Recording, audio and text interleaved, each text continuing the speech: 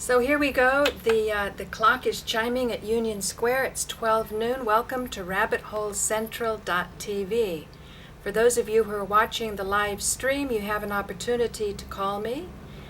For those who aren't, any Monday through Friday, if you go to rabbitholecentral.tv and click on the Egyptian rabbit, you can go to the live stream, and there is posted the telephone number where you can call in and express whatever is most on your mind. I want to say, Harold, if you're listening, I'm definitely going to be there tomorrow at 1:45. So for tomorrow's stream, we're going to have Web Fairy and Truth Sleuth, and we're going to see if we can finally resolve once and for all something that disturbs me greatly, which was a document that was created to show that Web Fairy was creating a deception. So much for the 9/11 department.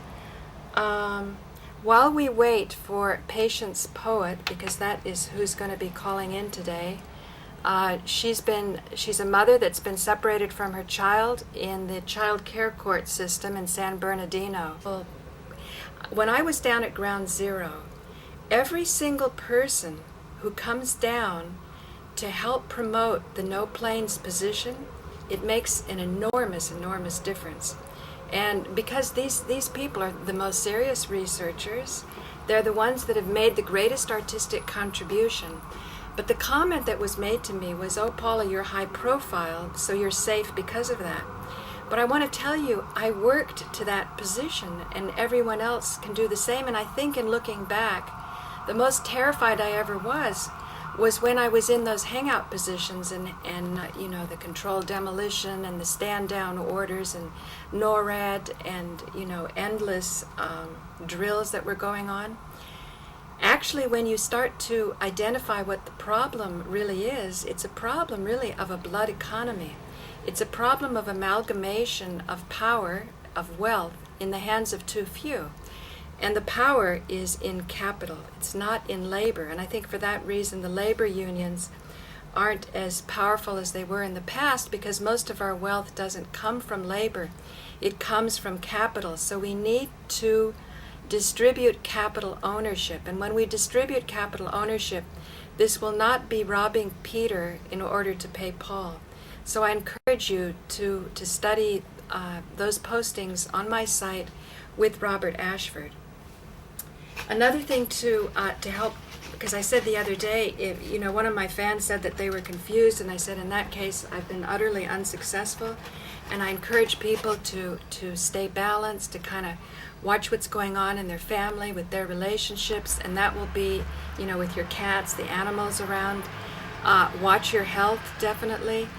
But it's more about balance than about diet or rigid exercise. It's if you can start to open your heart to the joy and the wonder in life. And 9/11 Truth is just about gaining more knowledge, which is a human need that we all share. But to try to help people overcome any kind of resistance, so that they're calling me from payphones, and maybe they're hesitant to make a donation because they think their credit card is going to be traced. I think this is part of the PR and the illusion that these merchants of death that have very powerful merchandise are using to sway us to turn away from the real power we have. So for anyone who donates $50 or more, what I'm going to do, give me your address, I will send you some Hawaiian Host Genuine Classic Original since 1927 macadamia nuts. So we have a call. Rabbit Hole Central. You look like this one thing, the bar went off the charts. And I went, what the hell is that? And I find out it was the day, and then I was also able to find the link that they got to my site from and everything. And the link was to you, because that was on the May 19th when you did your thing with Mr. Stern. Right. And it's just a little bar down at the bottom of the people that are paying any attention. And on the 19th, boom, it went through the ceiling. I just wanted to let you know that. And I said, what the hell is that? I couldn't figure out what is it. And I went and looked, and that was the day you did your stream. So I just thought I'd give you that feedback. There were all kinds of people were looking up a program that was aired on that particular day that they did the link to, and that was Paula Gloria. So you sure did touch the the button, the same one Ugly George is tapped into, I think, where you got hundreds of all kinds of hits. So I just thought I'd mention that to you. Well, it's interesting, Harold, because I got some emails yesterday from a very thoughtful viewer who was saying now that because of Howard Stern, I have a lot of listeners who don't know as much as my regular viewers, so I have to, I don't know exactly, dumb it down, but he was saying even Howard Stern, when he was having his struggles with the FCC, after a while, most listeners, he said it in a nicer way than this. They get turned off. But that's the price of fame, darling. You know, it's like you're going into the general campaign, like in the presidential election when you're doing the primary season, which seems to be over now.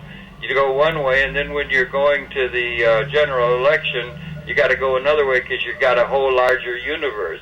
You look like $1 million with those flowers. Are those real flowers or are those plastic? Oh, these are not real flowers. These are just little things in my hair. Well, it looks nice. There you go. Now your hair's... Oh, I see. One of those little things. Yeah. Okay. It looks like a garter. I did it. Yeah, it could be, but that's another show.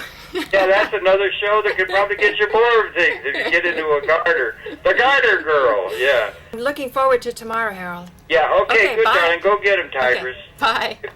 That's great. Thanks a lot, Harold, for calling in. What I want to do now is, this is kind of a tribute to my sister. These are my colors, and this is what I had done.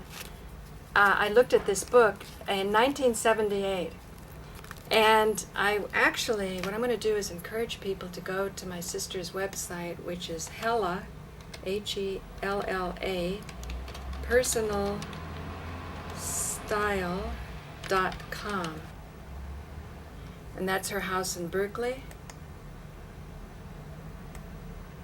And I was on the other side doing the camera work, but the idea is, with the colors, is when you go shopping with an awareness of the harmony of your body. And so, as Harold complimented me on this yellow, and I totally love it, it's when I was up at M&N, and I guess they liked it because it was nice and bright for some production, but maybe they thought it was too wild, and so they just tossed it. And so I pulled it out of the trash.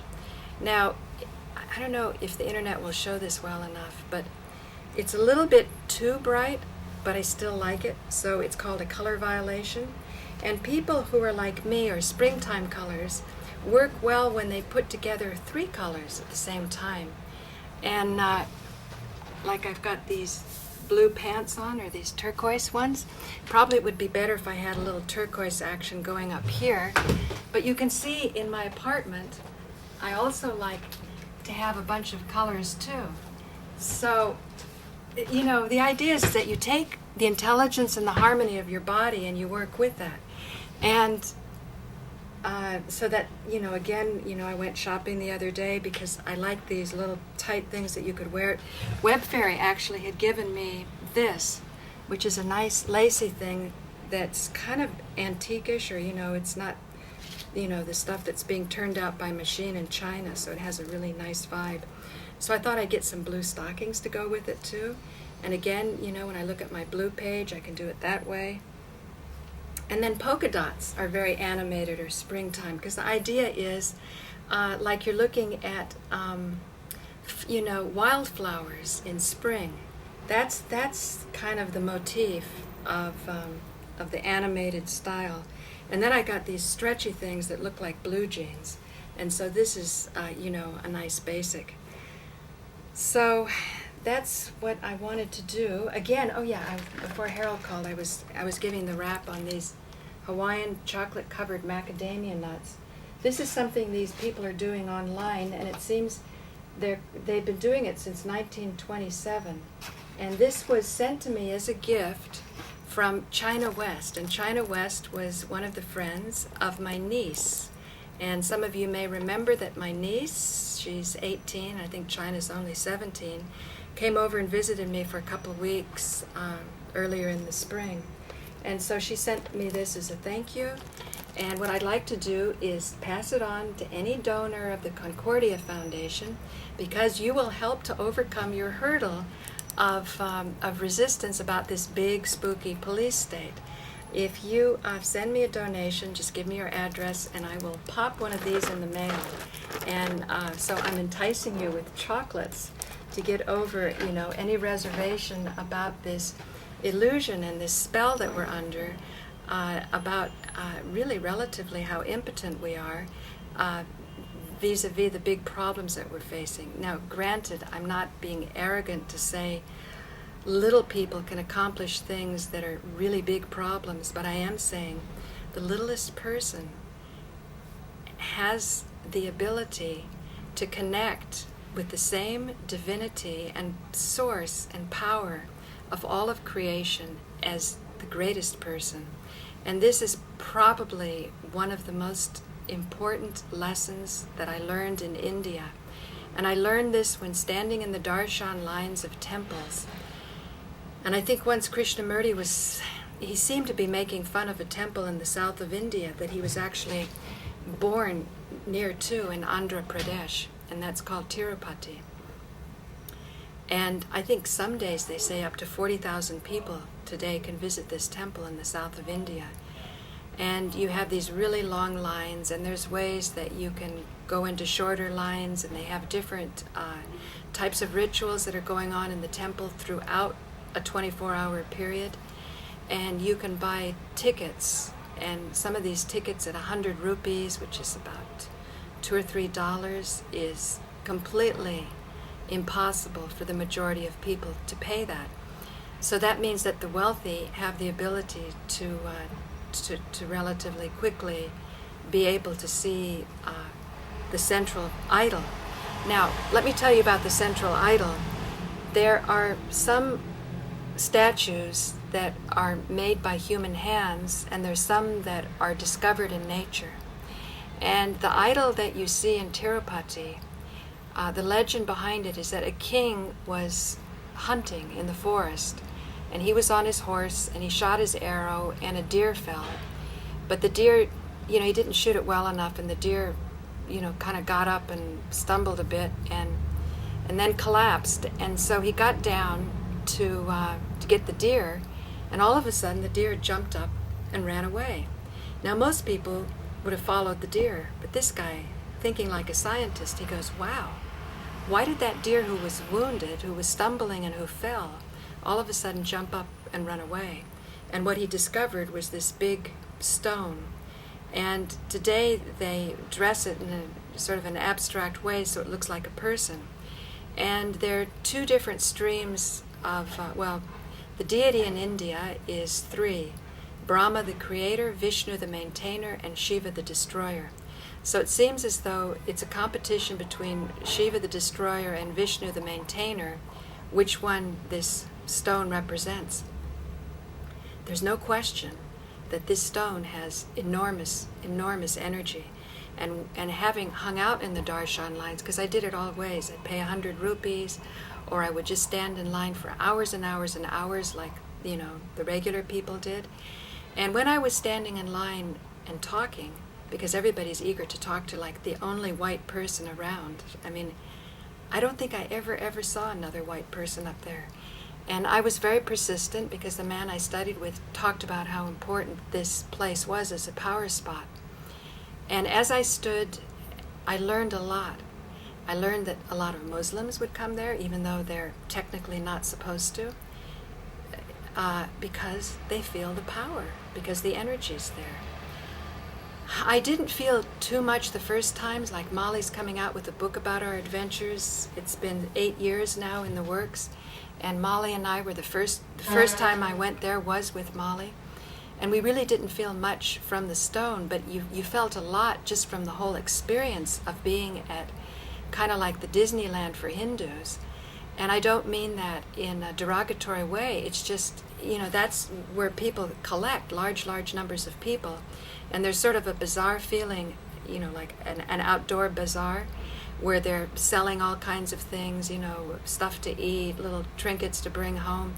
And so it has that sort of festive air about it, too.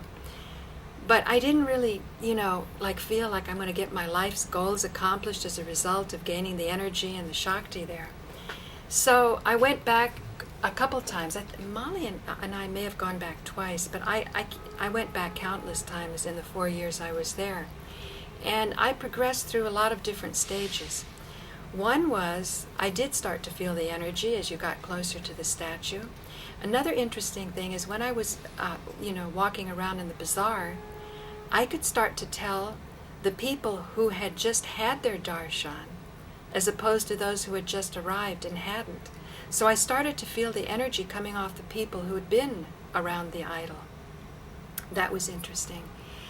And then finally, I think the culminating moment, and perhaps this was my graduating experience, was when the money was so tight. I was heading into New Delhi. I was supposed to meet someone. I didn't know once I got, no, not New Delhi, Bangalore. I didn't know once I got into Bangalore whether the bank would honor the fact that I had had $700 in the bank or not, because there was some mix-up, and you just can't tell. So I was like super tapped out. And what I did was, instead of staying in the really high-class hotel there, which was $10 a night, I stayed where you'd give 100 rupees, and you'd get a little mat and a locker, and then afterwards you get your 100 rupees back. So it was some philanthropist had made this huge gymnasium type of space available. And this is something they do in their culture because you're getting good karma for doing that. And again, I could go on and on about the power spots in India and the whole way. It's kind of like the fabric and the glue, because although I saw many, and I saw very poor people in India, my encounters with poor people in India were also the devoted people. I didn't spend any time in those shanty towns or the cardboard houses that were strewn all along the seaside in Madras or Chennai. I just couldn't do it. Once as a train was going through a shanty town, it was like as far as the eye could see, you just saw these hovels and just dreadful conditions. But for the most part, where I saw most of the people in India was standing in the darshan lines. So I gave my 100 rupees, I got my little pad, I got my locker.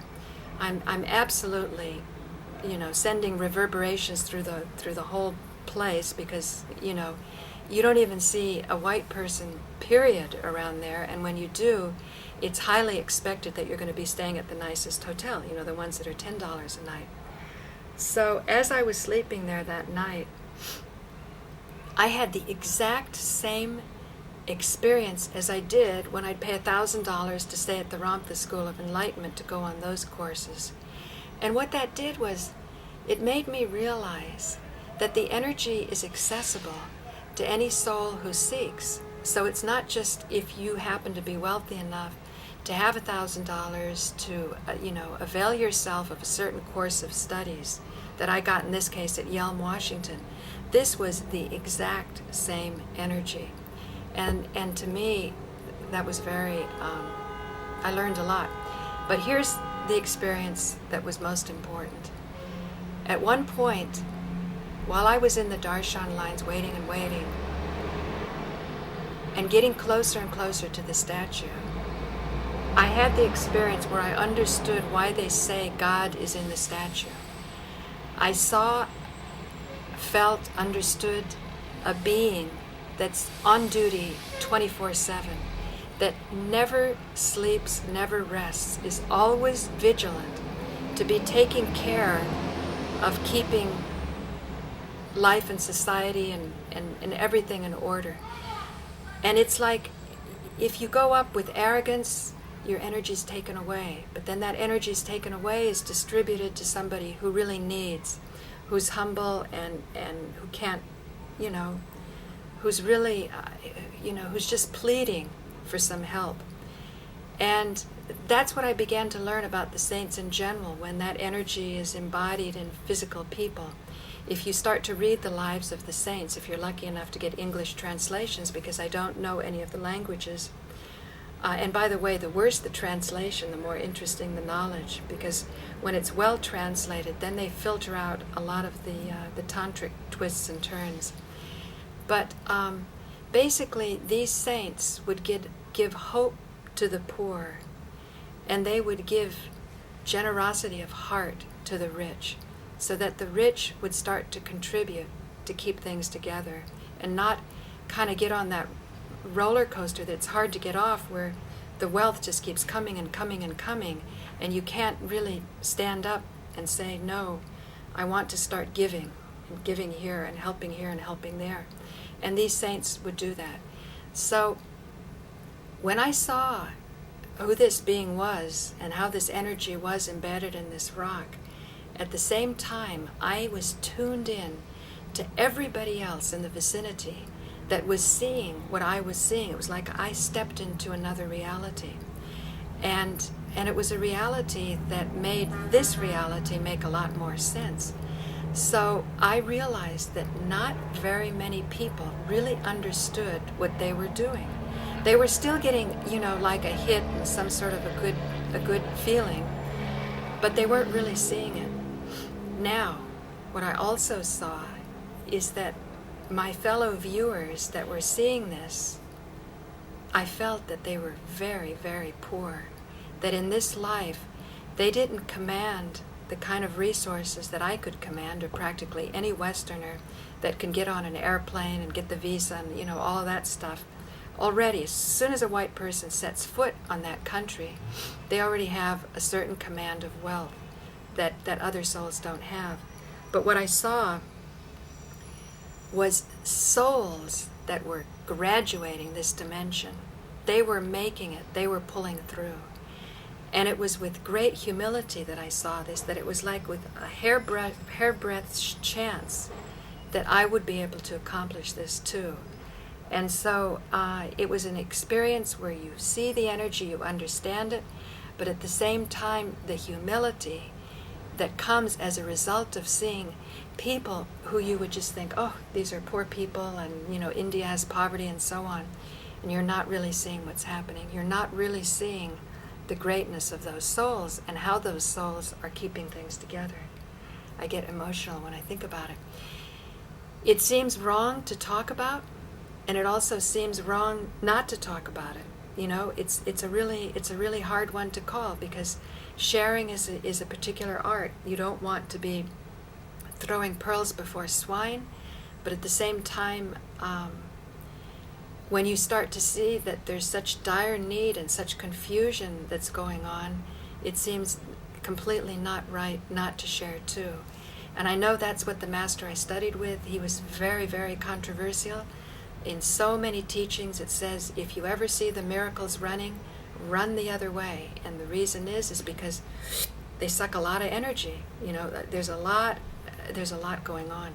I don't think I ever experienced as much negativity ever in life as I did at that ashram when the miracles were starting. It was you just wanted to jump out of your skin and run away. But he had the strength of personality. He kind of understood the twists and turns of mind, that circumstances were such that I stayed there. And I felt that I couldn't blow him off. There was so much that he said that went so against what I had learned about spiritual practice, or what I thought I knew about spiritual practice up until then. But I felt that I couldn't blow it off until I understood what it was that he was saying, and I just couldn't. I couldn't even understand his accent for about a year. But I persisted with it, and when I left after 4 years, I never knew if I really accomplished what I was supposed to or not. But I must say, as I get more and more involved in this work that I'm doing on the internet, when I have that opportunity to physically meet people, and that's why I'm really encouraging people to start to physicalize their donations and to think about donating in other ways. Think about making a donation to life. Start to talk about the things that you think are untalkable. Start to bring it up. Watch, not just be shoving information down someone's throat. Watch for the reaction. Watch what's happening. Watch, how the mind opens up. Watch how it closes down. All of these kinds of things are a donation to life. And please think well of the Concordia Foundation. Help us. We certainly do need money. That can make a lot happen. It can help me cover my overhead, which is really relatively modest, considering how much it costs today to stay in Manhattan. I totally love Manhattan. I think it's so important to be here, particularly this area in Gramercy Park. When Wendy Barrett from the Village Scandal called up yesterday, there is such energy in that store. You should go and just experience the energy, even if you don't need a hat. That's on 7th Street near Cooper Union. Go into the other shops in the East Village, and shopping doesn't have to be about just indulging boredom. There's a skill to it. It's like you are going into a place just like you go into a temple, and at Tirupati, which is what I was describing, and you bring away some kind of object that will have an association, or some of those who know the tantric energies, there's actually energy that comes off of that. I also want to say in closing that little gift that I gave to Howard Stern was like a little bunch of silly putty, and when you stick your finger in it, it makes fart noises. And although I'm not as earthy as my sister, when I was over there for the holidays last Christmas and New Year's, somebody gave that as a gift, or she pulled it out of her bag of tricks, and we went around the room, and it was such an icebreaker, because you know how families get at Christmas time. Everybody's kind of judging everyone else, and you know exactly which buttons to hit to annoy people, and they know how to annoy you. So when I gave that to Howard Stern, it was like a power object. That's what I meant. And somebody called it to my attention on the blog that they thought that my sister gave me the term mantra plus yantra equals tantra. But that wasn't it. That's what I gained when I was in the south of India. So I think I covered the bases. Anybody who wants to call, you can call. Again, if you're at rabbitholecentral.tv, the number's posted. It's 212-982-0021. I was expecting a call today from PatiencePoet, but she never called in. And what to do? I hope that we get her tomorrow, because she is doing really, really great work in San Bernardino County in the child care courts. So those of you who are expecting that to happen today, go to PatiencePoet,